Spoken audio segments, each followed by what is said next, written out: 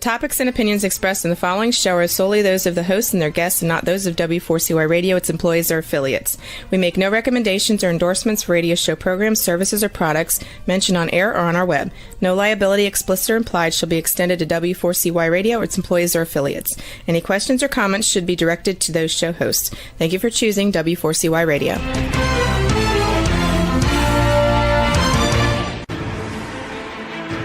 What's working on purpose anyway? Each week, we ponder the answer to this question. People ache for meaning and purpose at work, to contribute their talents passionately and know their lives really matter. They crave being part of an organization that inspires them and helps them grow into realizing their highest potential. Business can be such a force for good in the world, elevating humanity. In our program, we provide guidance and inspiration to help usher in this world we all want, working on purpose. Now, here's your host, Dr. Alise Cortez.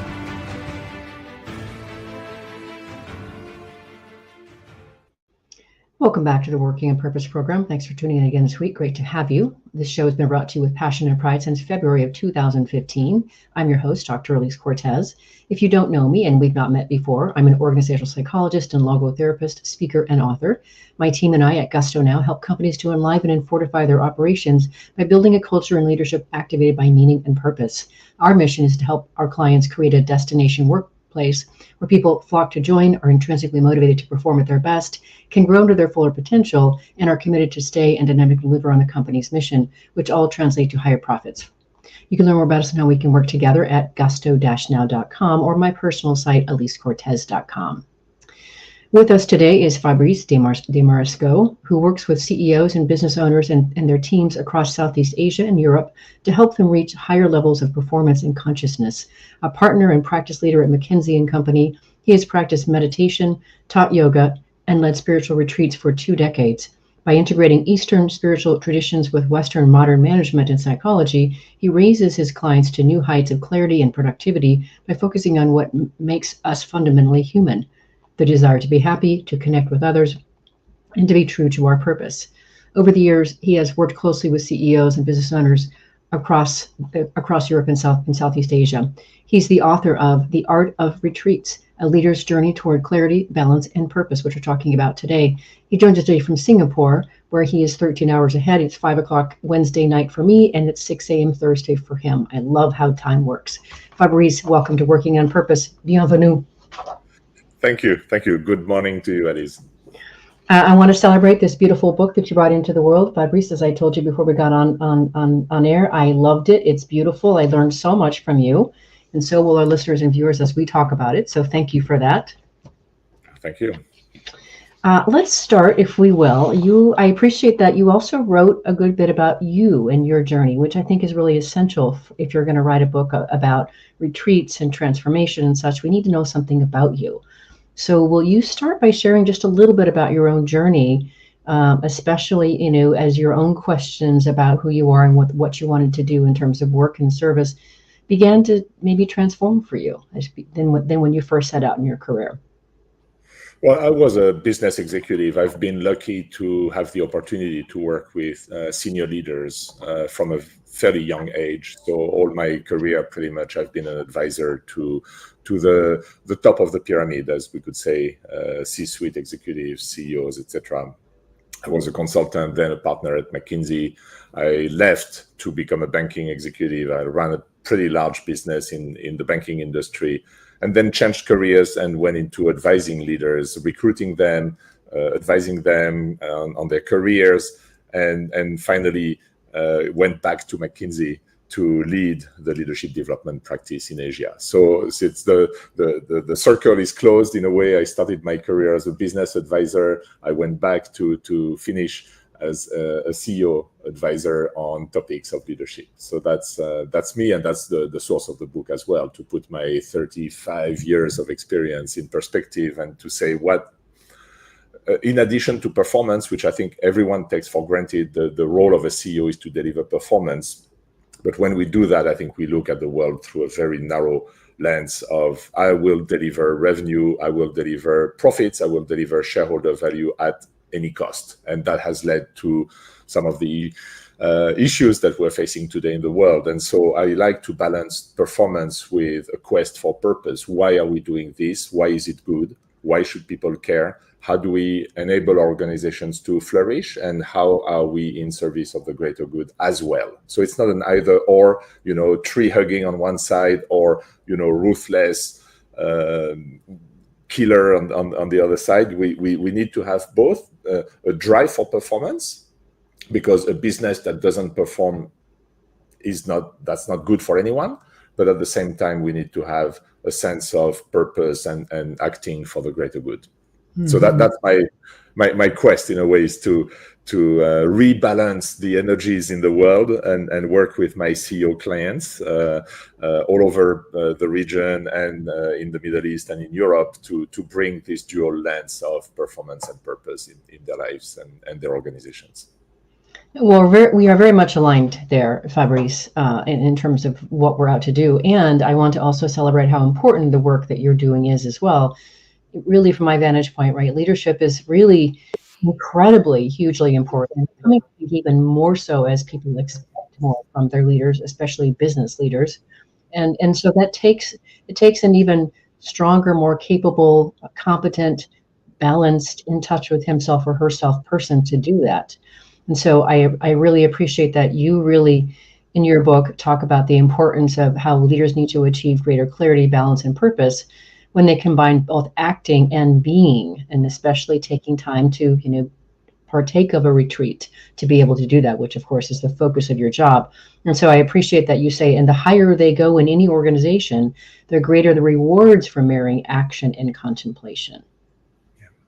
Yeah, which is a paradox, because the higher you go, typically the more, the busier you're going to be, and there's going to be distractions from all parts, right? So let's take a minute to reflect on the role of a CEO. And I'm talking CEOs the CEOs I work with tend to be at the head of very large organizations, right? So we're talking 10, 20, 30,000 employees, and market capitalizations of 10, $50 billion, right? So, but I think everything I say applies to much smaller businesses as well. It's just a question of scale, but the nature of the role remains the same.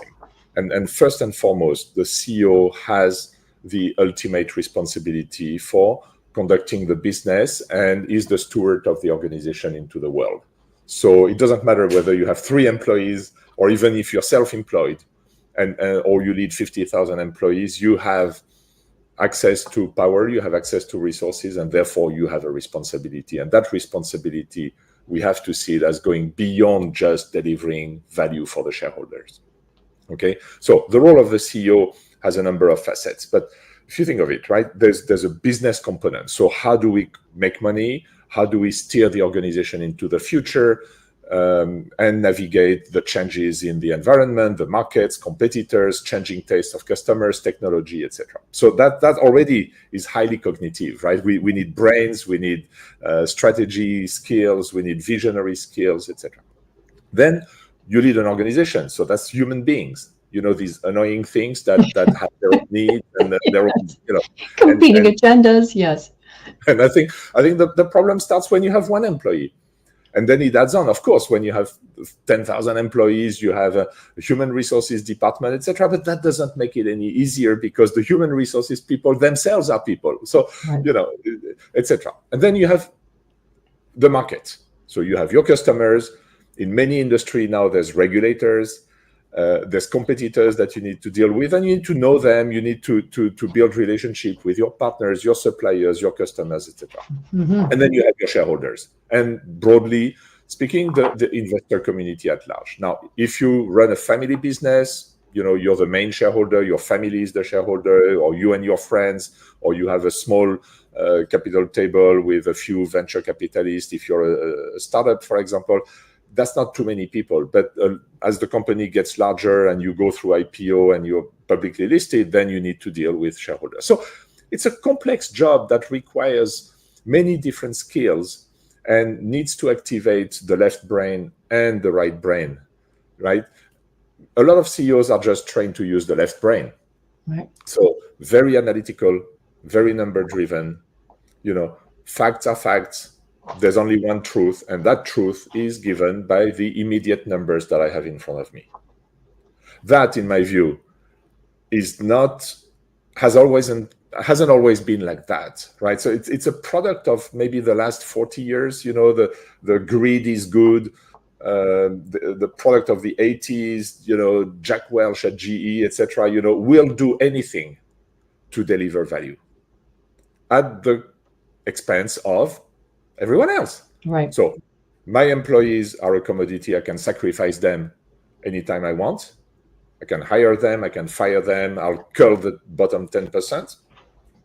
What happens in the environment, frankly, is not my problem, right? So I can use the world's resources, do anything I want, exploit cheap labor in China or in Vietnam or etc. Not my problem. Right. If they use kids, 12-year-old kids, to work in my factories, not my problem, because you know what, it's a supplier, we cannot control all our supply, etc., etc. So I think we're all familiar with the excesses that being excessively left brain focused, analytical, I just look at the numbers. I think we're now starting to see 50 years later, the damage that this approach can bring. But this is a whole system, right? The whole system has moved in that direction. And today people take it for granted that if you want to be a good CEO, you have to deliver the value and at any cost. I don't think the discourse that we have on ESG or anything like that has really moved the needle, quite frankly. It's a lot of lip service, one nice page with a forest, picture of a forest in the annual report. I think today we're in a system that predominantly is left brain, analytical, focused on numbers, and doesn't take the whole picture in consideration. It's not a holistic approach. So I think what you're saying, and correct me if I'm wrong, Alise, but and what I'm working for is to say, let's reestablish a holistic view of leadership, which existed before, the family capitalism, people who, and I'm not saying it was flawless, but there was a lot of social responsibility in the early days of capitalism. And of course, if you go way before capitalism, then it was a different system. The issues were much less complex. Right. So I think I'm just reestablishing what it is to be human, in a way, to take a holistic view of what it means to thrive as a human being within our communities, and how do we bring this back to modern day capitalism. Yeah. Well, here's what's great, Fabrice. I mean, I've been hosting this show for 9.5 years, and it's evolved tremendously over time. And I have quite an abundance of guests who are coming on, and the surround sound of creating, as you call it, more of a holistic approach to doing business and leading is deafening. I mean, I had an attorney on last night, a Black millennial attorney, talking about the importance of compassionate, conscientious leadership.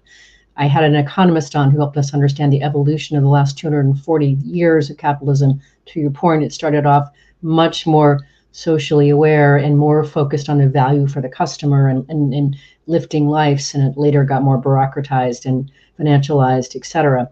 So yes, there's a lot of us working on this together. The Economist believes that about 15% of companies today are maybe heading more toward that holistic approach that you're talking about. Part of what I care about, and probably what you care about, is let's try to get that to 20 and 25 and 30%. Doing so will fundamentally change the world, and that's what I care about. So that's why I bring on guests like you to advance this conversation that I think is so critical, and keep teaching people, keep lifting people, keep inspiring people that there is a better way. I'm fully convinced of what you say, and there's if you're familiar with philosopher Ken Wilber, and he's not the only one to say that. There's a tipping point. Yes, right? Yes. Once we reach, and he says 10-15% of the population that has elevated their consciousness to see the holistic picture, if you want, right? That tipping point then will drive the rest of the later adopters, and there's no going back. So I'm hopeful.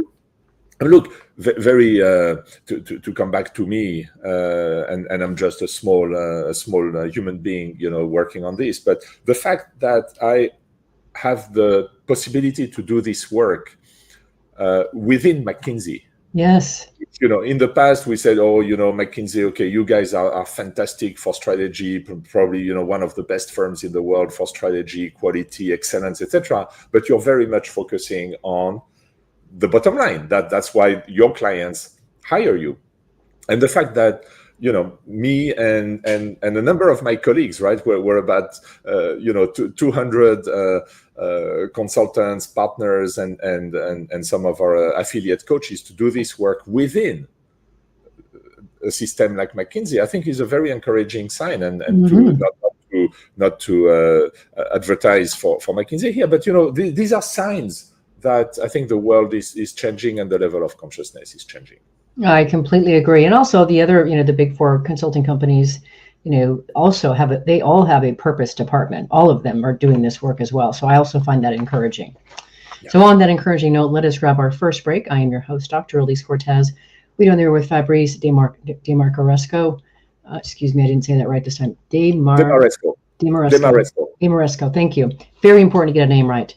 Who works with CEOs and business owners and their teams across Southeast Asia and Europe to help them reach higher levels of performance and consciousness. We've been talking a bit about just where some of this leadership came from over the last several, say, 50 years or so, the need to incorporate left brain and right brain thinking and reach for higher consciousness. After the break, we're going to start talking about just the benefits of taking retreats and what that really means and how people can start to participate. Stay with us. We'll be right back.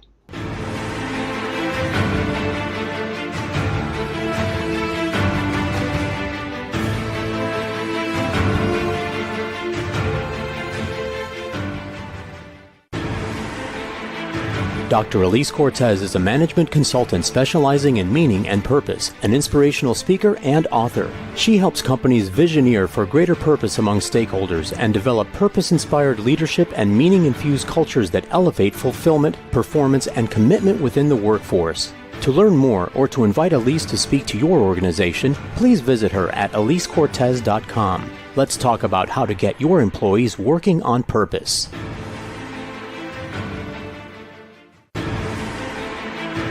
This is Working on Purpose with Dr. Alise Cortez. To reach our program today or to open a conversation with Alise, send an email to Alise, A-L-I-S-E, at alisecortez.com. Now, back to Working on Purpose.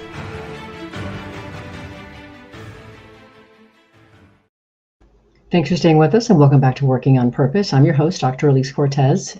Like Fabrice, I'm also dedicated to helping create a world where people realize their potential at work, are led by inspirational leaders, and they're part of organizations that do business that betters the world. So I keep researching and writing my own books. My last one came out in March of 2023. It's called The Great Revitalization, How Activating Meaning and Purpose Can Radically Enliven Your Business. And I wrote it to help business leaders understand the changed workforce land. What do they want and need from their work and from their leaders? And then I offer 22 best practices to help you fold that into your culture to create it. You can learn more at alisecortez.com or on Amazon. If you are just now joining us, my guest is Fabrice Desmarescaux. He's the author of The Art of Retreats, The Leader's Journey Toward Clarity, Balance, and Purpose, which we've been talking about today. So now we want to get into this idea of retreats. I think a lot of people, if they heard that word, Fabrice, would imagine it means something very, very different than maybe you initially intend. So first, a definition. Your definition. Retreat is a parenthesis in your busy life. Oh, I love that. That's the simplest definition, right? It's not taking time off. It's not a vacation, because I don't know what most people do on their vacations, but there's associations of being with friends or family and playing and having fun and partying and going to restaurants, etc. So that's not it. A retreat, that there's 4 criteria, very simple, and I call them the 4 S's. So yes, the first S is solitude. So you're going to go on your own. Now, it doesn't mean you go in the middle of the desert and the nearest human being is 500 kilometers away. That's not what it means. You could be alone on your own in sitting in a coffee shop, for example, but you're alone, right? So that's point number 1. Point number 2, in silence. Again, you don't go into a soundproof chamber, but you disconnect the devices, and so that you can start hearing yourself think, and more importantly, you can start with a little bit of time and a little bit of quiet, you can start hearing the voice of your soul, right? Number 3, You need to be in a space that is conducive for the retreat. So you need to feel at ease. You need to feel the good vibes of the space. So for some people, it will be being in a park or a forest. For others, it could be sitting on the beach. For others, yet it could be a cozy room in your house. For other people, it could be their favorite coffee shop with their favorite cup of coffee, right? So you need to create the conditions. And I think we all know what that means, right? That there's spaces that resonate with us where we feel, sometimes you walk into a house or a hotel room and you feel, the vibes are good, right? My energy settles and I could spend time here. And sometimes you're in a place and you're like jittery and, this is not quite the environment. So that's my third criteria. Go into a space that is conducive for you to feel relaxed and where you can feel safe and open. And the last S is, be prepared to connect with your soul. So be open to whatever is going to come up, because we have, since young, we have shut that access to our inner source of wisdom, because the teachers and the professors and the business world has told us that there's only one truth, and that's the truth of the numbers. Right. And that's just not true.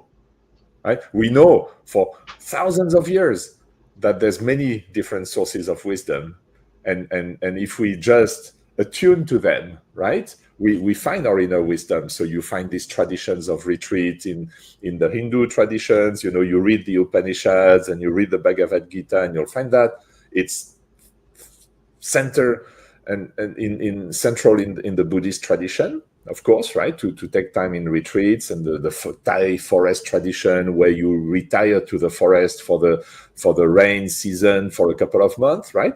But it's also been central in Christian traditions as well. And there's always been people who took time and go on retreats, the Desert Fathers, and then later on, the Christian mystics, Meister Eckhart, and more recently, Thomas Merton, etc. So in every spiritual tradition, everywhere you look, right? It's true in Islam as well with the Sufi tradition. Everywhere you look, there's been this body of wisdom that says, you can be in the world and occasionally you retire from the world and you will reconnect with your inner source of wisdom, your soul. So solitude, silence, a conducive space, and the willingness to reconnect with your soul. Now, so it is work in a way, but it's not the work that you're going to do in a cubicle or in front of a computer or in the boardroom. It's work that you're going to do with yourself. Right. So that's why I call it the inner journey, because you will bring the awareness to what's happening inside, and you will discover new sources of insight, new sources of wisdom that you probably never knew you had. And the book is a guide. So obviously, if you've never done a retreat, don't start by, shaving your head and wearing a white robe. Going away for 2 weeks. No. Take 1 hour, take 2 hours. Let's go baby steps, disconnect the phone, take a notebook, and I absolutely discourage people from using tablets or their phone to take notes, because a lot of it are going to come. So take a proper pen and take a proper paper, and I always encourage my clients, buy yourself a nice notebook, because you will continue writing in it, and years later you'll come back and you'll see, oh, these are the patterns, years ago I already knew that, but now I cannot ignore it anymore. There's so much that comes up in these retreats. So I guide the reader in baby steps, how to do it, the logistics, how to convince your family or your office colleagues that, yes, it's important that I take 2 days and I be completely disconnected, and how to prepare for it. And then once you're in your retreat space, wherever that is, and however long you want to do it, 2 hours, half a day, 1 day, 2 days, maybe at the beginning. Don't go for too long, because, it's like go to the gym, right? I mean, don't go to the gym. If that's the first time, don't go for a 3-hour workout, because you're going to die, right? So go for a half-hour workout the first time, right? And start appreciating it. A retreat is a slow process of inner discovery. So let go of your attachment to outcomes. Maybe you're not going to have an illumination the first time.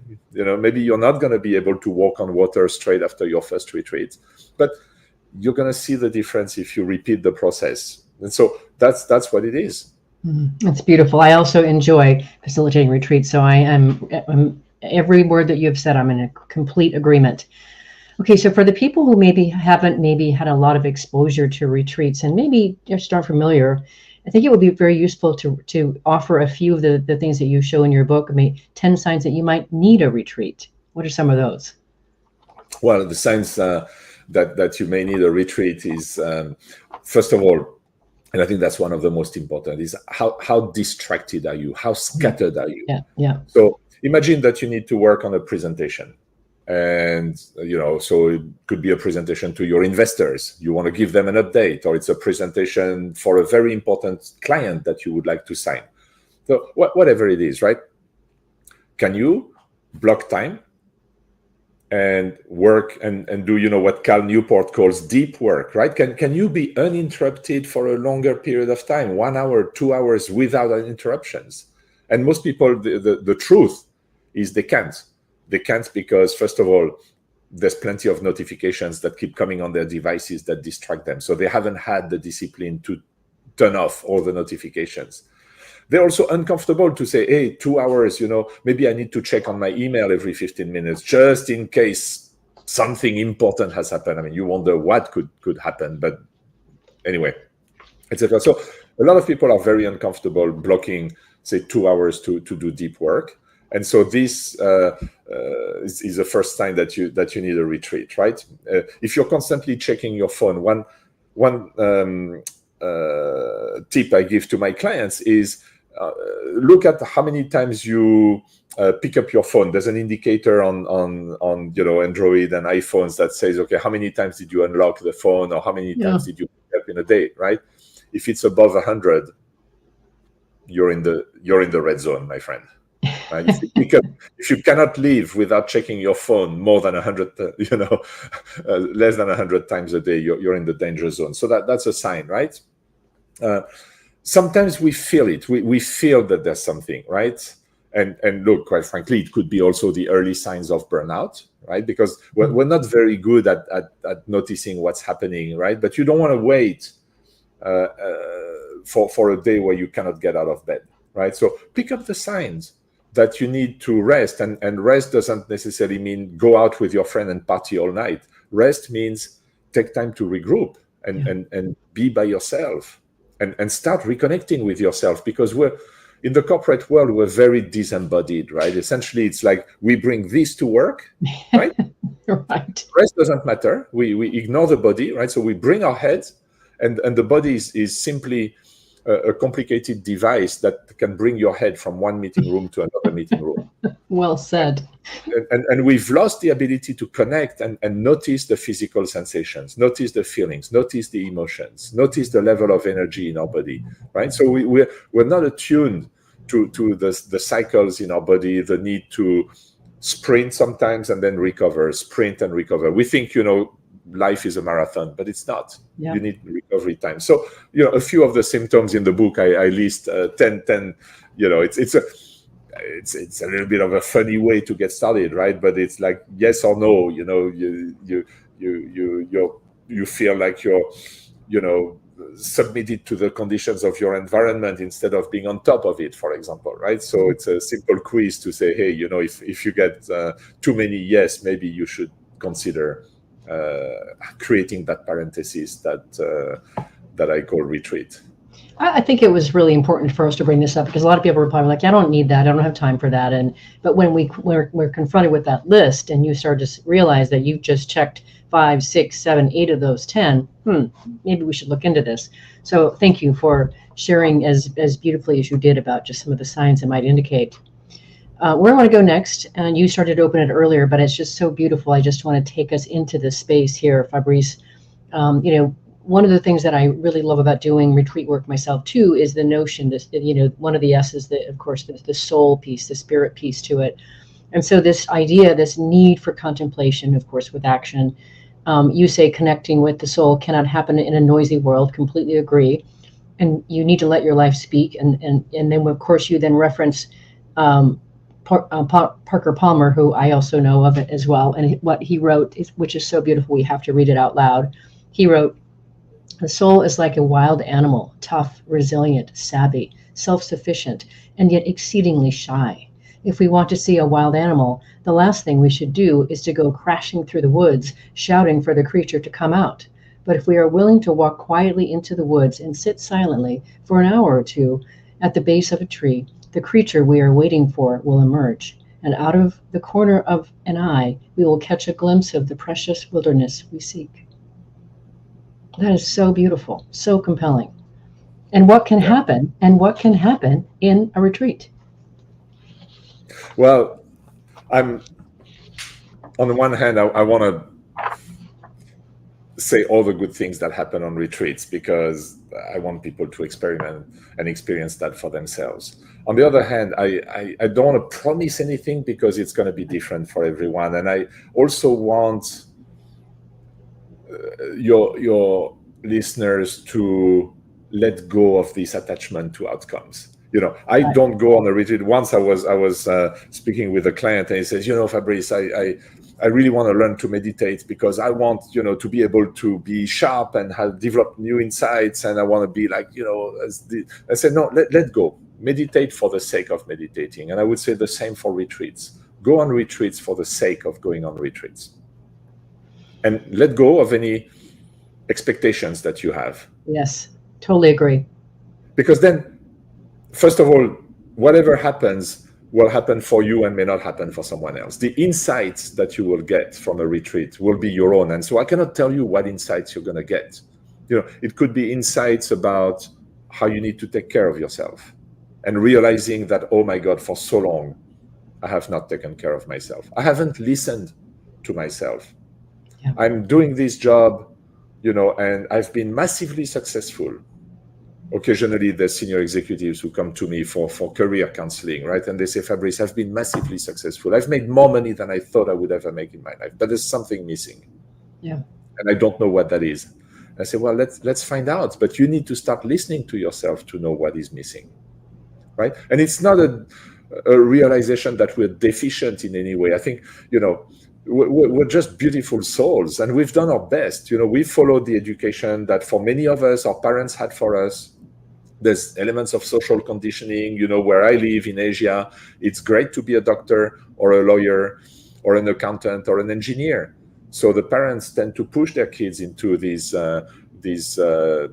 careers that may or may not be for them, right? So what you need time to discover that, and be a little bit kind with yourself, realize that you've done the best, but maybe now is the time to start realizing what is the next phase of your life that you really want to live, that is really connected with who you are. So it could be a number of things. It could simply be resting. I mean, some people go on a retreat and they sleep all the time because they're so sleep deprived. We have this macho thing that sleep is overrated and I can survive on 5 hours a night. And guys, this is going to be an all-nighter and we need to deliver this presentation tomorrow. Sure, whatever. It just doesn't work. It just doesn't work like that. And I think we're now, that's all. Yeah. There's a new science of sleep, Matthew Walker and all these guys that tell you, you need your sleep. And if you don't get your sleep, you will pay for that. You will pay a very, very, very heavy price because in the short run, it diminishes your cognitive abilities. So being sleep deprived is like being drunk. You make the same bad decisions when you're sleep deprived as if you're drunk. Longer term, it will affect your neurocognitive faculties and you will have neurodegenerative diseases. So some people go on retreat and they sleep. Yeah. If that's the only benefit you get from a retreat, you can send me a thank you note. I appreciate how you've situated it, that we don't want to set high expectations. Just come in and participate. Let's go ahead and grab our last break. I'm your host, Dr. Alise Cortez. We're on the air with Fabrice Desmarescaux, who works with CEOs and business owners and their teams across Southeast Asia and Europe to help them reach higher levels of performance and consciousness.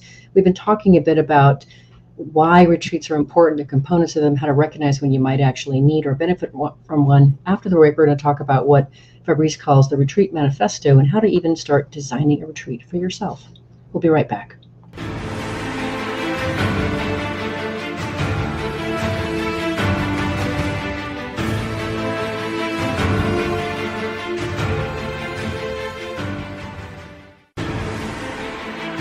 Dr. Alise Cortez is a management consultant specializing in meaning and purpose, an inspirational speaker and author. She helps companies visioneer for greater purpose among stakeholders and develop purpose-inspired leadership and meaning-infused cultures that elevate fulfillment, performance, and commitment within the workforce. To learn more or to invite Alise to speak to your organization, please visit her at alisecortez.com. Let's talk about how to get your employees working on purpose.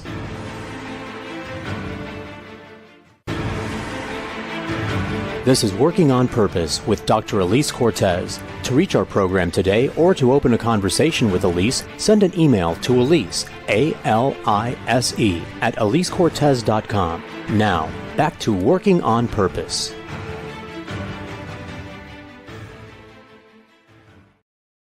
Thanks for staying with us and welcome back to Working on Purpose. I'm your host, Dr. Alise Cortez. I mentioned in the last break that my latest book came out in March of 2023. It's called The Great Revitalization. What I did for you is I created a 3-page assessment that will help you understand the extent to which your current culture is meeting the needs of today's discerning culture. It's free. You can find it on my website at gusto-now.com. If you're just now joining me now, my guest is Fabrice Desmarescaux. He's the author of The Art of Retreats, A Leader's Journey Toward Clarity, Balance, and Purpose. So one of the things you talk about that I think is really interesting, there are many, many, many things I loved about your book and more that we could have talked about, but this idea of a retreat manifesto. Will you share some of the fundamental elements, the pillars of your retreat manifesto? Well, the retreat manifesto is in a way, why would you want to go on retreat and how to do it? Right. So we talked about the 4 S's, right? So solitude, silence, space, and spirit. Mm-hmm. And then there's a number of topics that you can explore during a retreat. And in the book, I list 7 topics. Now, of course, the list could be much longer, but I think there's 7 topics that people can start exploring for themselves, right? And one that I find particularly important is actually the first theme that I mentioned in the book, which is this a journey or is this a destination? Mm. In the corporate world, everything is about the destination. Yeah, right. It's the sales target for the month. Right. It's the profit target for the year. It's the market cap target that you have in your stock options. Right. So there's always this notion that, we're going to work very hard to achieve the target, and then we will be happy. Now, the reality is, of course, absolutely not that. We will work very hard to achieve our target. We will achieve it or not. And then we will set another target. And so we're constantly in search of a target. We're constantly, in a way, unhappy by the current state of where we are. And we have this myth that we will be happy when, but the we will be happy when never arrives. And so corporations breed dissatisfaction, unhappiness, and a sense that I'm deficient because I haven't reached the target that has been set for me. And so I think reflecting on turning this around and to say, you know what, there's no destination. Yeah. It's just a journey. And given that this is a journey, how do you want to live that journey? Do you want to live that journey in a constant state of dissatisfaction and feeling insufficient and feeling that, today is not good, but tomorrow might be better once you achieve your target? Or do you say, look, I'm going to live every day and try to maximize every day and be joyful and find purpose and meaning in every day I work? And I will or will not achieve my targets. That doesn't change anything. You still have to work hard and you still have to be smart, but find meaning in every day you work. And so that is the first reflection. When I bring this to my clients, I tell you there's a light bulb going off because they say, yeah, absolutely, right? Why don't we find the beauty and the goodness and the truth in every day that we live? And how can we start creating this sense of joyful fulfillment that we can have in our organization? So that's one theme. Mm-hmm. Another theme that I like is to discuss, and that's very uncomfortable, and a lot of clients at the beginning find it difficult, is the realization that you are going to die. Yes. Right? We tend to forget that. We know it intellectually. We know, right? So if I tell you, Alise, are you aware that one day your life will be over? You'll say, of course, Fabrice, I know. But do we live our lives as if we really knew? Or do we live our lives as if this is, a hypothetical scenario that will happen one day, but I don't need to worry about that? And so, through very simple exercises, coloring, the squares and seeing how many squares you have left based on your life expectancy, realizing that you have a finite number of hours and days, and brings the realization that, oh, my time is precious.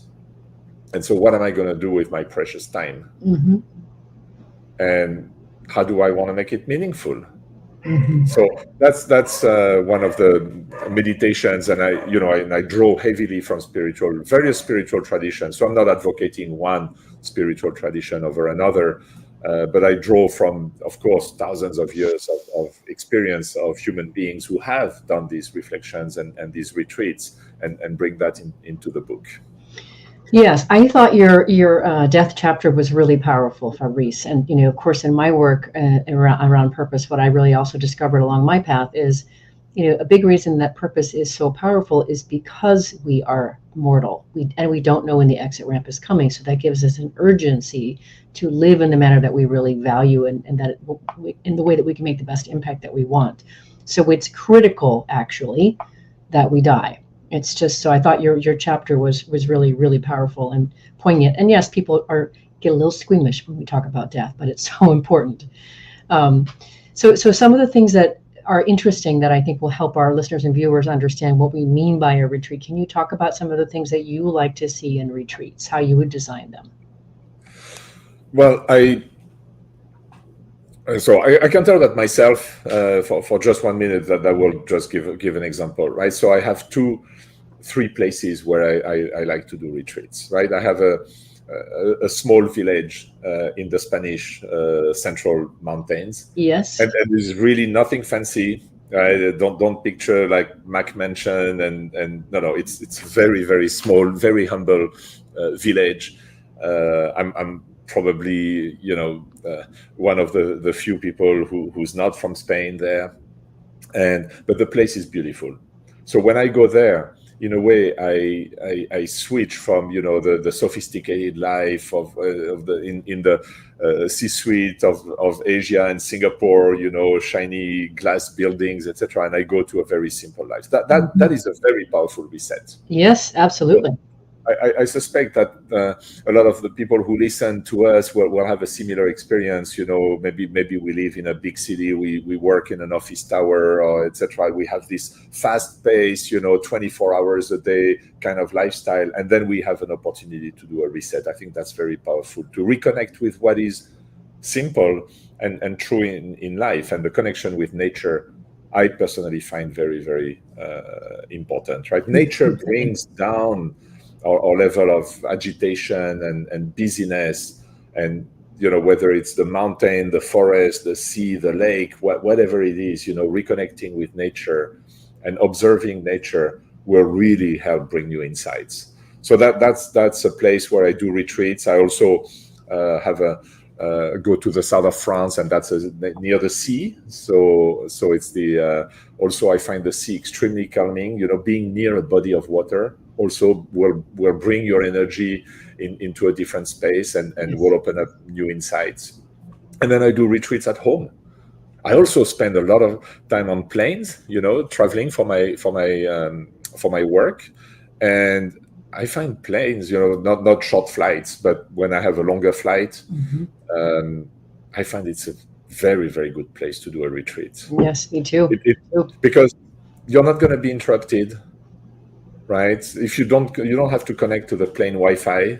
So leave your phone aside and just be by yourself and start observing what's happening and maybe jotting down some notes in your journal. So that's how I do my retreats. Mm-hmm. Mm-hmm. And I also very much align with some of the things that the activities, obviously time for contemplation, meditation, journaling, you mentioned already, time to reflect. We just don't tend to do that in today's hyper busy world, where we take a lot of pride in being busy, as you said, especially we Americans, as you said accurately. Creative activities. I love just to be able to add the creative function into retreats as well, taking time for walks, good meals. You talked about being very mindful of how you're eating, resting your utensil between bites. Just really, things that you can do that really radically alter your experience of the everyday. And some of the rituals that we might incorporate. So those are just some of the things that I thought we could sprinkle out to our listeners and viewers to get them thinking about what are they actually also doing when they've taken themselves away. So a beautiful list.